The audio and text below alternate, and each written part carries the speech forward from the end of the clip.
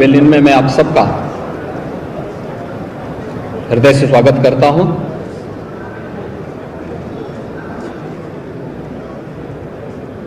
मैं आभारी हूं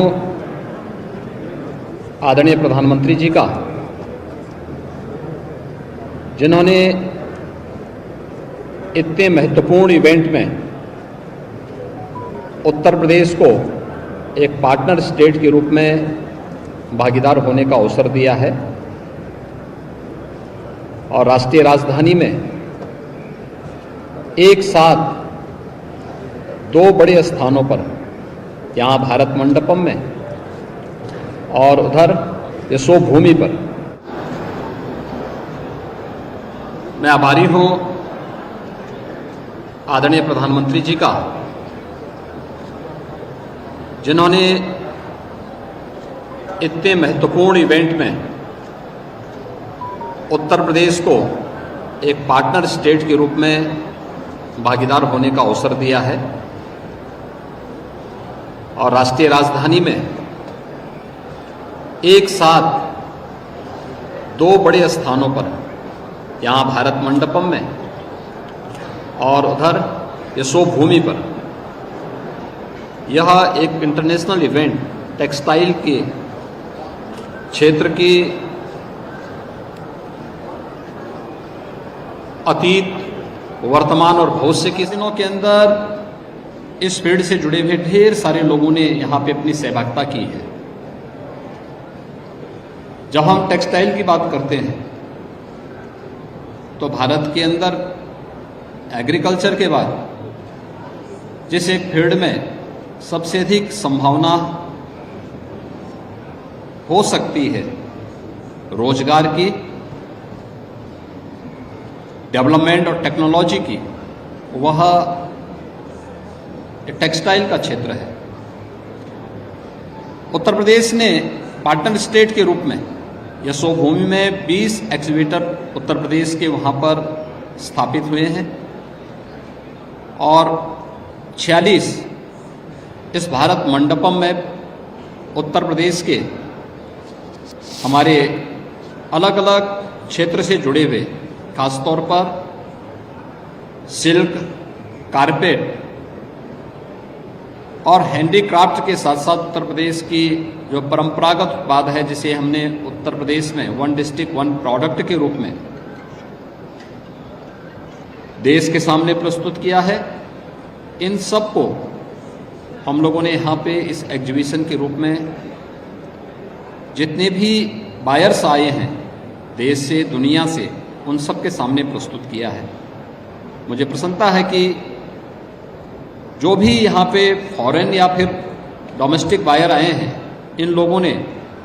एग्जीबिशन को न केवल पसंद किया है बल्कि उनको ऑर्डर प्लेस भी किए हैं।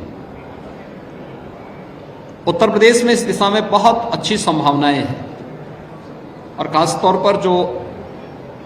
पिछले 8-10 वर्षों में प्रधानमंत्री मोदी जी के नेतृत्व में जो कार्य हुए हैं, पीएम मित्रा पार्क जो देश के अंदर 7 स्थानों में स्थापित हो रहे हैं, उनमें से एक उत्तर प्रदेश के लखनऊ हरदोई के बीच में 1000 एकड़ से अधिक क्षेत्रफल में हम लोग स्थापित करने जा रहे हैं। उत्तर प्रदेश में रेडीमेड गारमेंट्स में ढेर सारी संभावनाएं हैं। इसके लिए हम लोगों ने जो कार्रवाई अपनी प्रारंभ की है, फ्लेटेड फैक्ट्री का भी एक नया कॉन्सेप्ट हम लोग प्रदेश के अंदर 4 स्थानों पे, यानी ग्रेटर नोएडा के बाद 4 अन्य स्थानों पर हमारे ये विकसित हो रहे हैं। प्रदेश के अंदर अलग अलग क्षेत्रों में, टेक्सटाइल के क्षेत्र में, सिल्क के क्षेत्र में, कारपेट के लिए, लखनऊ की चिकनकारी के लिए, या फिर बरेली की जरी जरदोजी के लिए, या सीतापुर की दरी के लिए, यानी जो ढेर सारी संभावनाएं हैं देश के अंदर, जो संभावनाएं हैं उत्तर प्रदेश उसमें महत्वपूर्ण भूमिका, खासतौर पर अगर हम देश के अंदर कारपेट के रूप में देखते हैं तो कारपेट का जो 17,000 करोड़ रुपए का कारपेट भारत से एक्सपोर्ट होता है, उसमें 60% कारपेट उत्तर प्रदेश के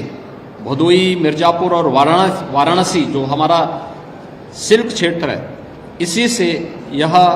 हम लोग देश एक्सपोर्ट करता है दुनिया को। लखनऊ में चिकनकारी का भी जो काम हो रहा है, पिछले 7 वर्षों के अंदर उसे प्रमोट करने का जो कार्य किया गया है,